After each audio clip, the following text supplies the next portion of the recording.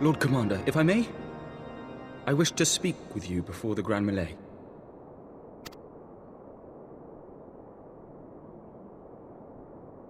Proceed. How do you do it, my lord? How do you lead with such certainty, when so many of our countrymen will not hear of peace with the Dravanians? Some of them hate you almost as much as the dragons themselves. They decry you as a patricide in the streets. They even tried to kill you, for God's sakes. Yet still you march on, undaunted, where no archbishop dared to tread. What is your secret? Where do you find the strength?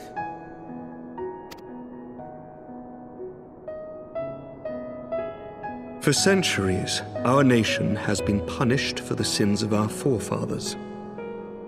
If our punishment is to end, I believe we must right the wrongs of antiquity and move forward as a nation united. Needless to say, my father did not share this opinion. He did not believe the people strong enough to bring about their own deliverance, trusting only in himself. Tyranny seemed to him the only solution. But I have faith in the people, Lord Amanalain. I have faith that they will weather this storm and overcome every trial we set before them. Many have fought and died to see this blight upon our nation's history cleansed, and I would not let their sacrifices be in vain. Though we invite reprisals, the risk is worth the reward.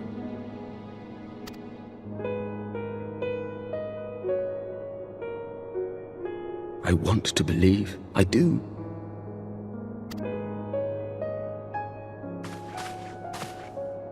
Lord Commander, through my careless orders, a pall has been cast over these proceedings, and I beg the opportunity to make amends.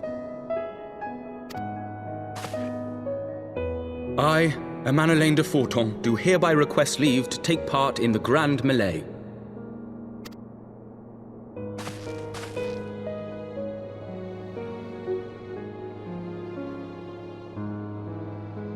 Who am I to deny such a heartfelt plea? We would be honored to have you join the fray, my lord.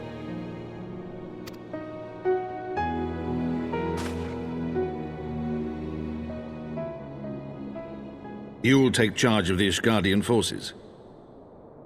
For all my other responsibilities, I am still Lord Commander of the Temple Knights, and I would not soon yield this duty to another.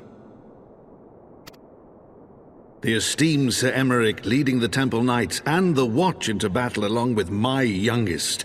I could wish for no more. Then you wish for too little, my lord. There is another who might yet join the fray. An indispensable ally to whom we owe much and more.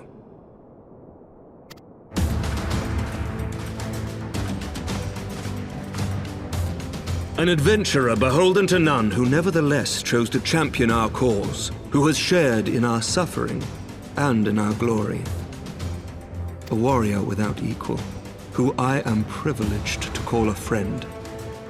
There is no one I would rather have fighting by my side. I ask this in full knowledge of your obligations, and will not think less of you should you refuse. But if your conscience will allow it, might you oblige me, my friend, one more time?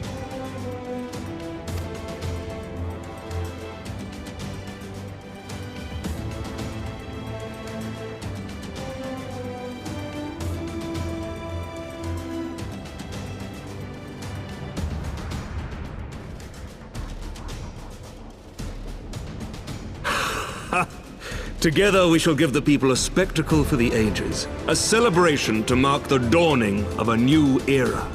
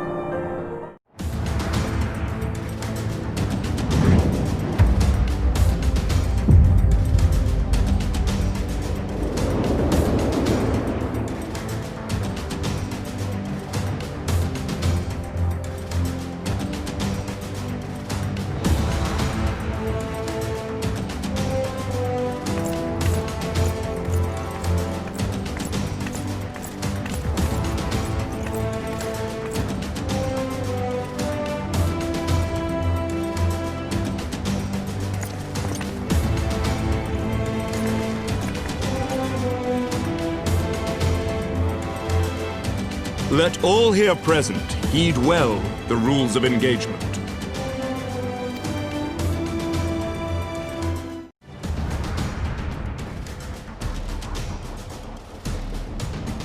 For the honor and the glory of Ishgard!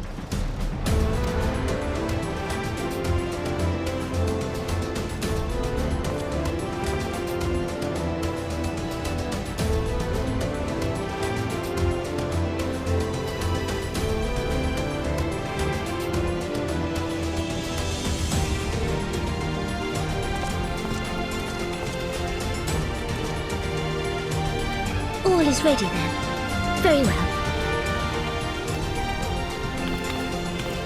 Brave men and women of the Eorzean Alliance, let the grand melee begin!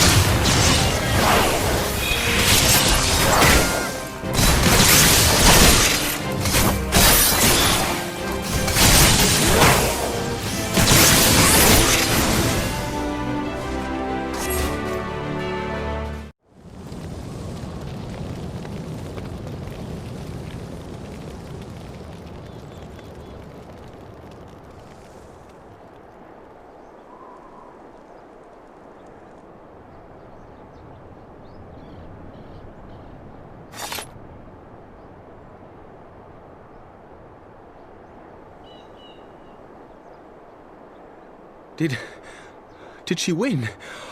Then we...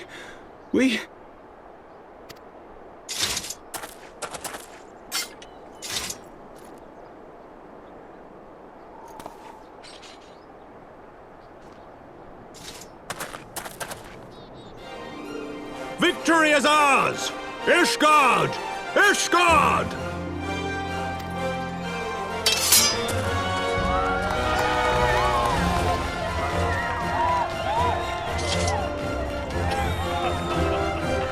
Well fought! Well fought, my friend! You truly are the warrior of warriors. Thank the Fury you were on our side.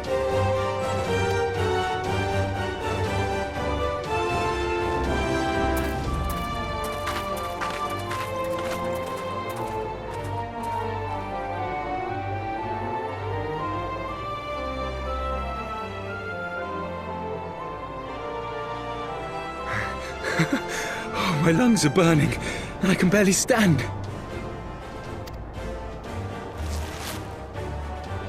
I didn't think I could do it, but then I did. We did. We faced the Alliance's best, and together, with one heart, with one purpose, we prevailed. After 1,000 years of hardship, of strife and bloodshed, we are strong enough to rise to any challenge, be it on the battlefield or beyond.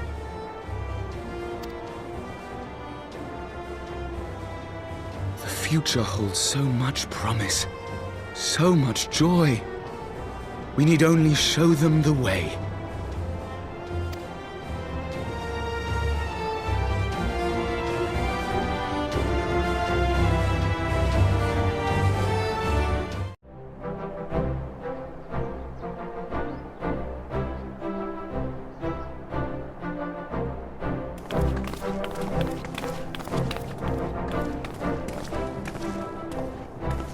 A truly magnificent display, Sir Knight.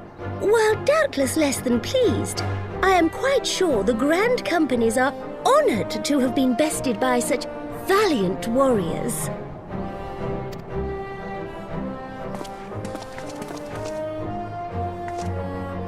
The honor was ours, Your Grace. I am pleased to see that Ishgard's proud martial tradition is being upheld.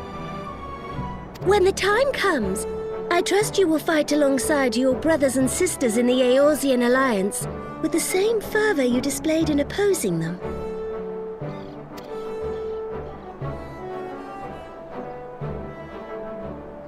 I note that our friend elected to take the field in Ishgardian colors.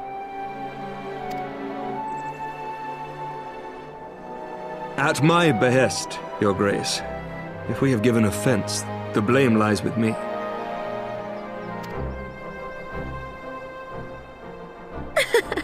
Fear not, Sir Knight. It was a surprise, nothing more. And any hint of ill feeling was thoroughly dispelled by the spectacle of our mutual friend's duel with General Raubarn.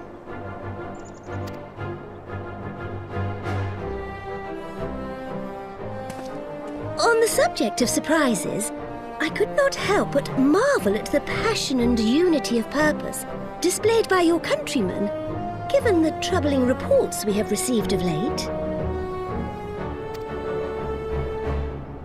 I shall take that as a compliment, Your Grace. The events to which you allude are the price of change.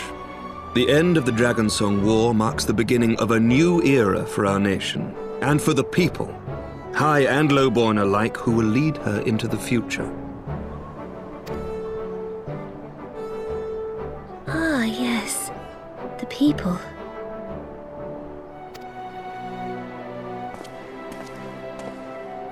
Change is indeed a perilous thing, for we who seek it, and they who fear it.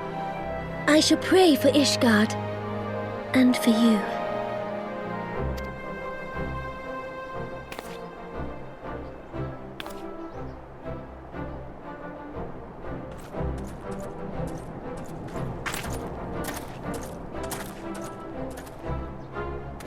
Well, that made for a refreshing change. Congratulations on your victory, by the way.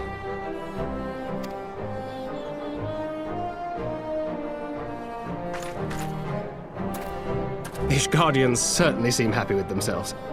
I, for my part, am merely glad you did not strain anything in the process of single-handedly winning the battle for them.